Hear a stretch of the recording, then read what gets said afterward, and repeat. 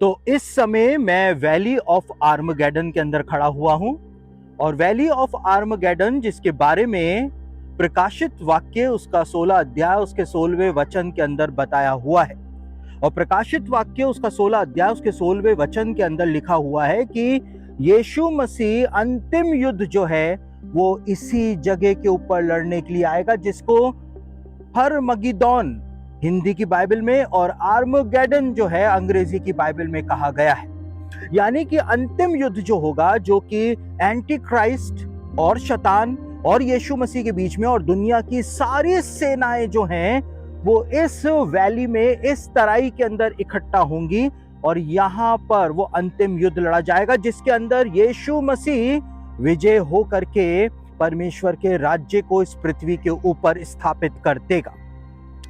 तो यहां पर ये जो वैली आपको दिखाई दे रही है, इसके लिए यहूदी परंपरा के अंदर भी बहुत मजबूती के साथ माना जाता है कि मसीह यहीं पर ही आकर के परमेश्वर के राज्य की स्थापना करेगा, उसकी नींव यहीं पर ही मसीह जो है वो डालेगा। और जकरिया भविष्यवक्ता की पुस्तक उसका 12 अध्याय को जब हम पढ़ते हैं तो वहां पर जकरिया ने भी इस बात को बताया है कि परमेश्वर देश देश के लोगों की जो सामर्थ है उसको इसी जगह के ऊपर तोड़ करके रख देगा और इसी तराई के अंदर परमेश्वर हर एक जाति की सेनाओं को दंड देगा।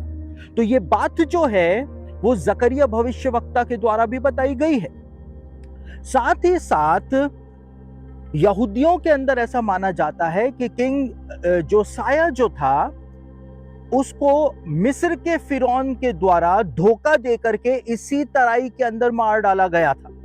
और इसीलिए यहूदियों के अंदर यह परंपरा दूसरे मंदिर काल से हद से ज्यादा प्रचलित रही है। दूसरा मंदिर काल यानी कि यीशु मसीह जिस समय इस पृथ्वी पर थे उस समय जो मंदिर यहां पर बना हुआ था यरूशलेम के अंदर, उसको दूसरा मंदिर काल कहते हैं, क्योंकि पहला मंदिर सुलेमान के द्वारा बनाया गया था और उस मंदिर को बेबीलोन की सेना ने नष्ट कर दिया था। और दूसरा मंदिर जो था वो नेहमाया और एजरा के समय में जरूब्बाबेल के द्वारा बनाया गया था और उसका विस्तार राजा हेरोदेस के द्वारा कराया गया। तो दूसरे मंदिर काल के अंदर ये यहूदियों के अंदर एक प्रचलित परंपरा थी, ये सिखाया जाता था हर एक आराधनालय में भी कि क्योंकि किंग जोसाया को इस जगह के ऊपर धोखे से मारा गया था। किंग जोसाया जो कि धर्मी था, जो कि सीधा था, उसको यहाँ पर धोखे से मारा गया था। इसलिए मसीह जो है सारे धोखेबाजों को और सारे पापियों को दंड देने के लिए इसी स्थान के ऊपर आएगा। और ये परंपरा यहूदियों में आज भी प्रचलित है। आज भी आप किसी भी धार्मिक यहूदी से, अल्ट्रा ऑर्थोडॉक्स यहूदी से अगर आप पूछेंगे कि मसीह कहां पर अंतिम युद्ध लड़ने के लिए आएगा, तो हर यहूदी इसी बात का जवाब देगा कि मसीह जो आएगा वो इस स्थान पर दुनिया के सारे देशों की सेनाओं को, शैतान को दंड देने के लिए आएगा और परमेश्वर के राज्य की स्थापना की नींव जो है वो इसी तराई से आकर के मसीह डालेगा। ये यहूदियों का जवाब होता है। तो ये एक प्रचलित परंपरा है यहूदियों की किंग जोसाया के टाइम से।